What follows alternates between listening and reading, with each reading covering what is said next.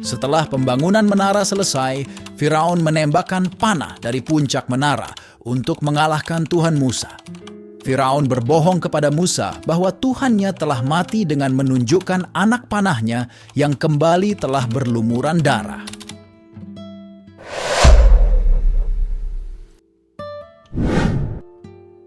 Assalamualaikum warahmatullahi wabarakatuh, sahabat kalbu yang Allah cintai. Kisah kali ini menceritakan sosok di balik otak pembangunan menara dan piramida megah di Mesir zaman Firaun. Sebagian umat Islam tentu pernah mendengar nama Haman. Dia adalah seorang pembantu atau pembesar atau menteri atau penasihat Firaun di Mesir. Dalam Al-Quran, nama Haman disebutkan sebanyak 6 kali. Masing-masing terdapat pada Al-Qashash ayat 6, 8, dan 38, Surah Al-Ankabut ayat 39, dan Surah Al-Mu'min ayat 24 dan 36. Dalam pemerintahan Firaun, Haman menduduki beberapa posisi kunci dan bertanggung jawab atas pelaksanaan proyek pembangunan menara yang digunakan sebagai tempat Firaun melihat Tuhan. Proyek ini melibatkan 50.000 pekerja, belum termasuk tukang untuk membuat kuil-kuil. Ibnu Katsir dalam tafsirnya menyebut Haman sebagai figur yang menduduki peran penting dalam pemerintahan Firaun, bertanggung jawab atas administrasi kerajaan, dan memiliki peran signifikan dalam menjalankan roda pemerintahan. Beberapa mufasir merujuk kepadanya sebagai seorang wazir, yaitu seorang penasihat atau menteri yang memiliki posisi tinggi, sehingga dia menjadi salah satu pilar kunci dalam struktur pemerintahan Firaun. Firaun memerintahkan Haman membangun sebuah menara yang tinggi untuk melihat Tuhan. Allah Subhanahu wa Ta'ala berfirman, "Maka bakarlah, hai Haman, untukku tanah liar. Kemudian buatkanlah untukku bangunan yang tinggi, supaya aku dapat naik melihat Tuhan Musa." Quran Surat Al-Qashash 38.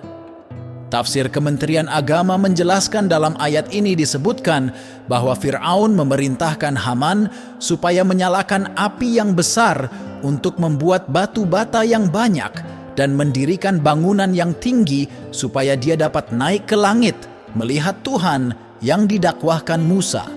Firaun lalu menegaskan bahwa Musa adalah pembohong besar.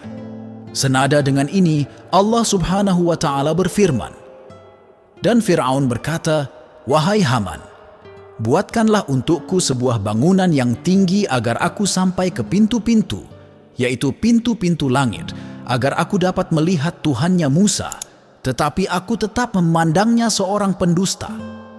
Dan demikianlah dijadikan terasa indah bagi Firaun perbuatan buruknya itu, dan dia tertutup dari jalan yang benar, dan tipu daya Firaun itu tidak lain hanyalah membawa kerugian.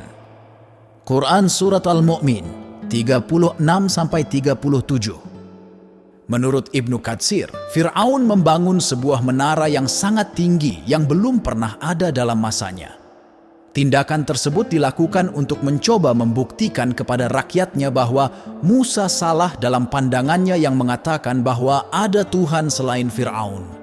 Konon, pembuatan menara itu membutuhkan 50.000 pekerja dan belum termasuk tukang untuk membuat kuil-kuil. Setelah pembangunan menara selesai, Firaun menembakkan panah dari puncak menara untuk mengalahkan Tuhan Musa. Firaun berbohong kepada Musa bahwa Tuhannya telah mati dengan menunjukkan anak panahnya yang kembali telah berlumuran darah. Menurut sebagian ahli tafsir, Firaun diam-diam telah mencelupkan anak panah itu ke dalam darah. Menara itu kemudian dirobohkan oleh Jibril menjadi 3 bagian yang menewaskan hampir seluruh pekerja. Haman jugalah yang menasihati Firaun untuk menolak misi keagamaan Musa. Pada peristiwa pelarian Bani Israel dari Mesir, Haman tenggelam bersama Firaun dan tentaranya. Posisi Haman berada di barisan Firaun dan Qarun yang mendustakan Nabi Musa. Allah Subhanahu wa Ta'ala telah menyebutnya secara eksplisit dalam banyak ayat dalam Al-Quran. Dan sungguh, kami telah mengutus Musa dengan membawa ayat-ayat kami dan keterangan yang nyata kepada Firaun, Haman, dan Qarun. Lalu mereka berkata, "Musa, itu seorang pesihir dan pendusta. Quran Surat Al-Ghafir, ayat 23-24. Haman, Fir'aun, dan Qarun merespons dengan sombong terhadap seruan yang jelas beserta tanda-tanda dan mukjizat yang ditampilkan oleh Nabi Musa. Mereka malah menolak seruannya, seperti yang dijelaskan dalam ayat berikut. Dan juga Qarun, Fir'aun, dan Haman. Dan sesungguhnya telah datang kepada mereka Musa dengan membawa bukti-bukti, keterangan-keterangan yang nyata. Akan tetapi mereka berlaku sombong di muka bumi, dan tiadalah mereka orang-orang yang luput dari kehancuran itu. Quran Surat Al-Ankabut 39. Tugas besar Haman adalah mendukung Fir'aun. Dia menjadi rekan Fir'aun dalam mengembangkan ide-ide dan membantu melaksanakannya. Haman melaksanakan keinginan Fir'aun yang menentang kebenaran tauhid. Sekadar mengingatkan, istilah Haman dalam Al-Quran pernah diperdebatkan oleh sebagian orientalis sebagai kesalahan dalam pembacaan Alkitab dalam kitab Ester karena menempatkan Haman 1100 tahun sebelum zaman Ester. Namun, perdebatan ini menemukan titik terang setelah penemuan prasasti batu Rosetta pada tahun 1799. Penemuan mengejutkan ini berasal dari tahun 196 sebelum Masehi. Nilai penting prasasti ini adalah 3 bentuk tulisan-tulisan dalam prasasti: hieroglif, demotik, bentuk sederhana tulisan tangan bersambung Mesir kuno, dan Yunani. Dengan bantuan naskah Yunani, tulisan Mesir kuno diterjemahkan. Penerjemahan prasasti ini diselesaikan oleh orang Prancis bernama Jean-François Champollion. Dengan demikian, sebuah bahasa yang telah terlupakan dan aneka peristiwa yang dikisahkannya terungkap. Dengan cara ini, banyak pengetahuan tentang peradaban, agama, dan kehidupan masyarakat Mesir kuno menjadi tersedia bagi umat manusia.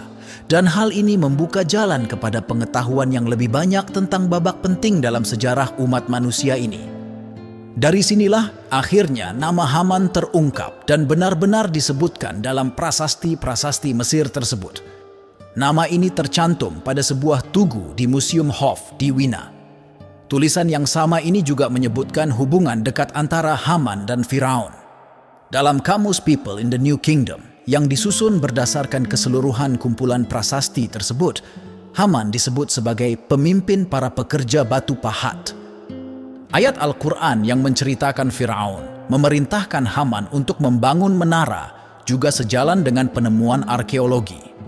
Melalui penemuan luar biasa ini telah terbukti bahwa sanggahan-sanggahan yang diajukan oleh penentang Al-Quran tidak beralasan. Dan itulah kisah Haman, sosok di balik bangunan megah di Mesir kuno. Semoga kita bisa mengambil hikmahnya dan bisa meningkatkan keimanan kita. Wallahu a'lam bissawab. Terima kasih sudah menonton video ini sampai akhir. Jangan lupa like, comment, dan subscribe channel Ruang Kalbu. Wassalamualaikum warahmatullahi wabarakatuh.